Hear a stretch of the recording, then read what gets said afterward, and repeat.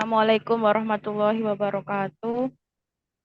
Yang saya hormati Pak Ajab Samsudin selaku dosen pengampu mata kuliah perilaku organisasi. Di sini kami dari kelompok 7 akan mempresentasikan tentang dinamika tim kerja. Sebelum pemaparan materi dimulai, kami dari kelompok 7 akan memperkenalkan diri terlebih dahulu. Perkenalkan, nama saya Vincent Salidia Juwita dengan NPM akhir 046. Perkenalkan, nama saya Supriyati Vivka Perdana dengan NPM akhir 133. Perkenalkan, nama saya David Indra dengan NPM akhir 137. Perkenalkan, nama saya Fitri Ayu Fadila dengan NPM akhir 324.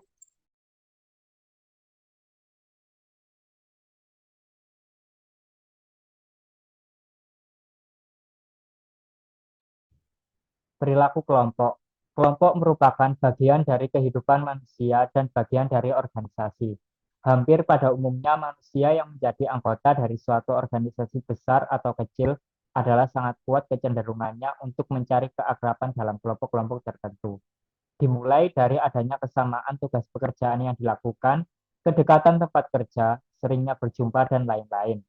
Jadi dapat didefinisikan bahwa perilaku kelompok merupakan perilaku yang mengacu tentang cara individu berinteraksi dalam sebuah kelompok atau komunitas yang mencakup berbagai aspek, seperti norma-norma sosial, komunikasi, kerjasama, konflik, dan dinamika kelompok.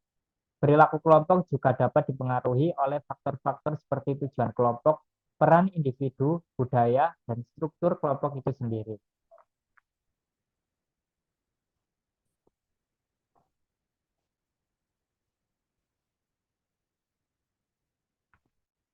Fase pembentukan kelompok. Dalam perilaku organisasi, pembentukan kelompok akan melalui serangkaian fase yang biasanya terjadi saat para individu pertama kali bergabung dalam sebuah tim atau kelompok kerja. Fase-fase ini telah ditemukan oleh ahli psikologi seperti Bruce Tuckman dan dikenal sebagai model Tuckman atau model pembentukan kelompok. Di antaranya 1. Forming artinya pembentukan, 2. Storming artinya konflik, 3. Norming artinya penormaan, 4. Performing artinya pencapaian, dan yang terakhir adjourning artinya pengakhiran.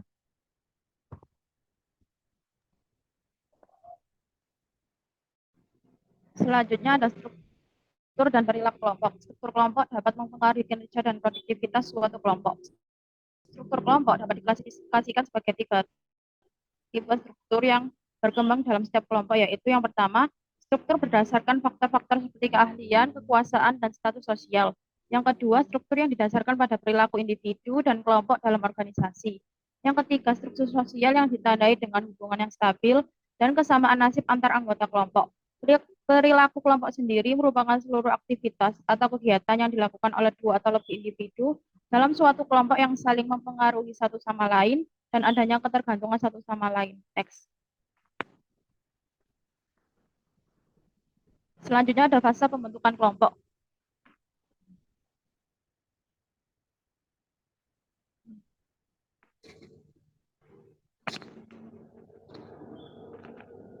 Yang selanjutnya ada perilaku tugas dalam kelompok. Perilaku tugas dalam kelompok mengacu pada cara anggota membagi dan menyelesaikan tugas yang diberikan dalam sebuah organisasi.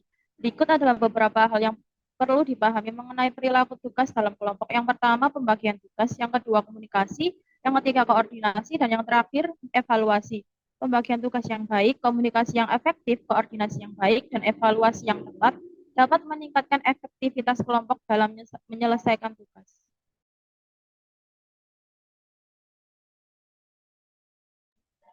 Selanjutnya yaitu syarat terbentuknya norma. Yang pertama, ada kesepakatan bersama, di mana anggota tim perlu mencapai kesepakatan bersama tentang norma-norma yang akan diterapkan dalam tim. Yang kedua, kepemimpinan yang efektif, di mana pemimpin tim memiliki peran penting dalam pembentukan norma-norma. Yang ketiga adalah komunikasi yang terbuka, di mana komunikasi yang baik dalam tim penting untuk memahami, menyampaikan, dan mengklarifikasi norma-norma. Yang keempat, ada konsistensi dan kesinambungan. Norma-norma yang perlu diterapkan secara konsisten dan berkelanjutan. Yang kelima, ada penerimaan dan pengakuan, di mana anggota tim perlu menerima dan mengakui pentingnya norma-norma tersebut.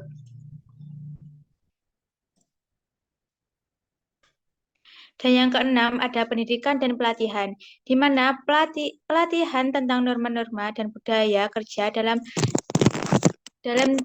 tim dapat membantu anggota tim memahami dan menginternalisasi norma-norma tersebut.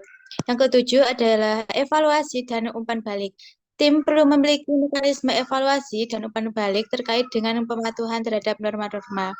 Yang kedelapan adalah konteks organisasi. Norma-norma dalam tim kerja juga harus sesuai dengan nilai dan budaya organisasi tempat tim kerja. Yang kesembilan adalah respek terhadap keragaman. Dalam tim yang mewakili keberagaman, latar belakang, dan pandangan. Yang ke-10 ada konteks lingkungan kerja, di mana faktor-faktor lingkungan kerja seperti tekanan waktu, sumber daya, dan tuntutan tugas juga perlu dipertimbangkan dalam pembentukan norma-norma.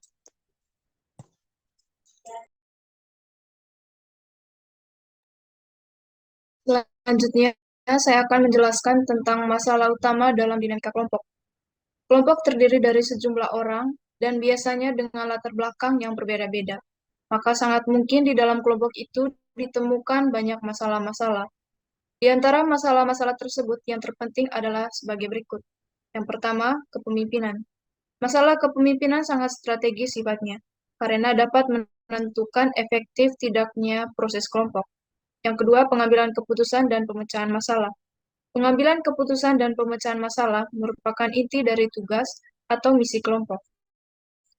Pengambilan keputusan kelompok secara umum telah diakui lebih baik kualitasnya daripada keputusan yang individual. Yang ketiga, komunikasi. Kelompok merupakan kumpulan dari para individu yang berinteraksi satu sama lain. Maka masalah komunikasi memegang peranan yang sentral.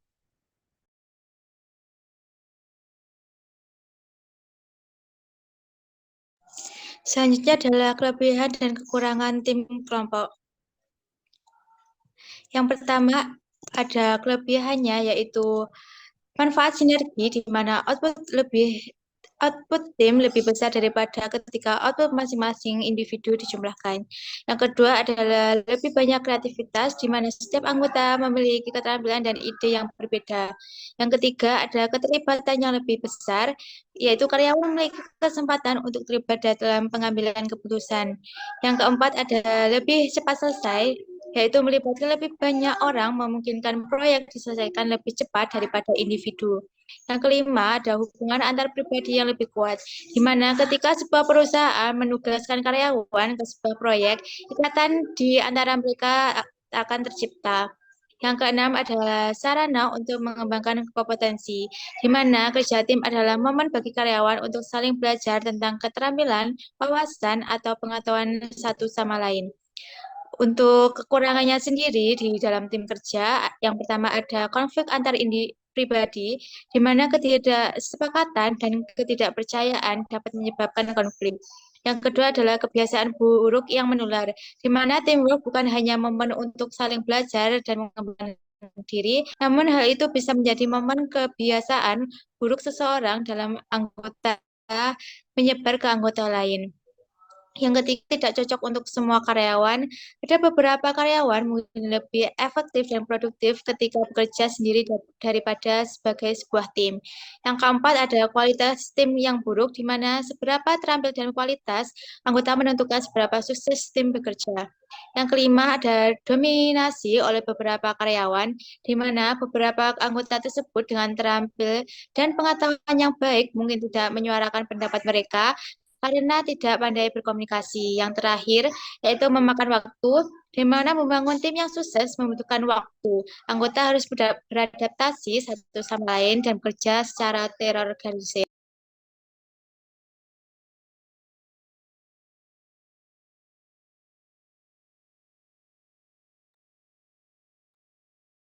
Selanjutnya, model keefektifan tim. Yang pertama, model efektivitas tim GRPI, Rabin, Plovnik, dan Fry, tahun 1977. Model ini dikenal dengan akronim GRPI yang merupakan singkatan dari goals, yaitu sasaran, roles, yaitu peran, proses, dan interpersonal relationship atau hubungan interpersonal yang dibutuhkan oleh tim agar efektif. Yang kedua, model Beck, dan Smith. Dalam buku mereka, The Wisdom of Teams memaparkan model tim efisien dalam diagram segitiga, yaitu collective work products, performance result, dan personal growth. Untuk mencapai tujuan tersebut, tim produktif harus memiliki 3 komponen penting, yaitu komitmen, skills, yaitu keterampilan, dan accountability, yaitu akuntabilitas. Next.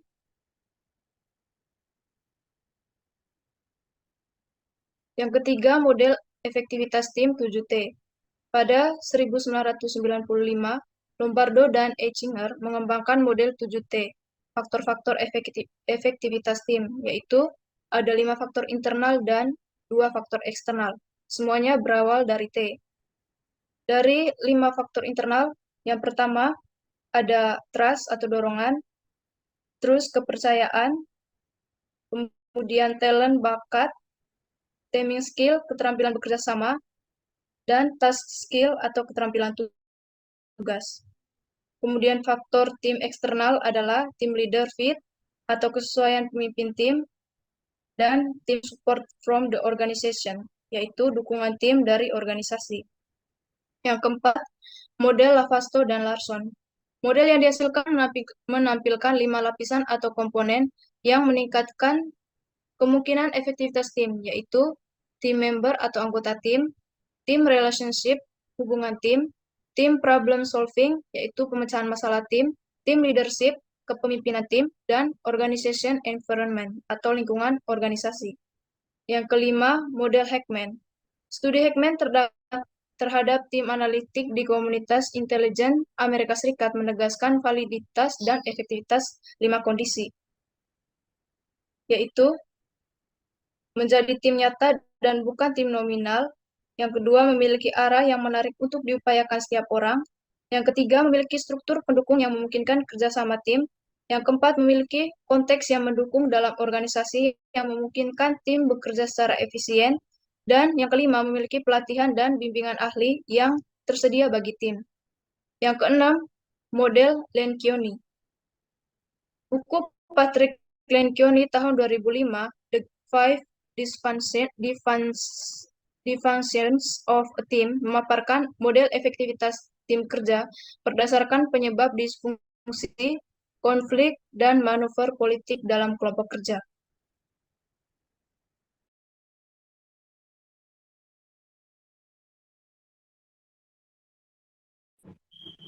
Selanjutnya ada proses tim, dinamika tim kerja, dan proses interaksi antar anggota tim dalam mencapai tujuan bersama. Selain itu, dinamika kerja tim juga melibatkan faktor-faktor seperti komunikasi, kepemimpinan, ketergantungan, dan konflik. Tahapan dalam dinamika kerja tim antara lain yang pertama, pembentukan tim.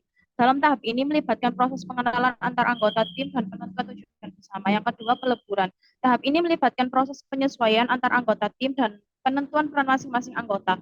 Yang ketiga, kesepakatan. Tahap ini melibatkan proses penentuan tujuan bersama dan perencanaan tindakan untuk mencapai tujuan tersebut. Yang terakhir, kinerja. Tahap ini melibatkan proses pelaksanaan tindakan untuk mencapai tujuan bersama dan evaluasi kinerja tim. Next.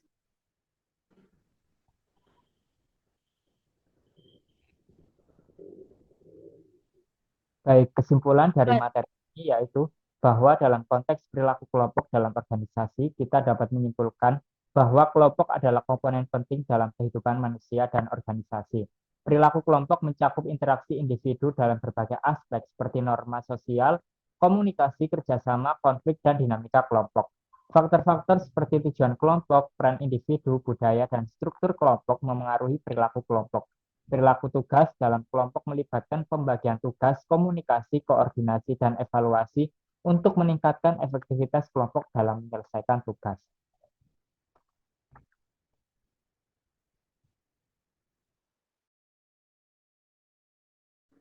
Sekian presentasi dari kelompok 7. Wassalamualaikum warahmatullahi wabarakatuh.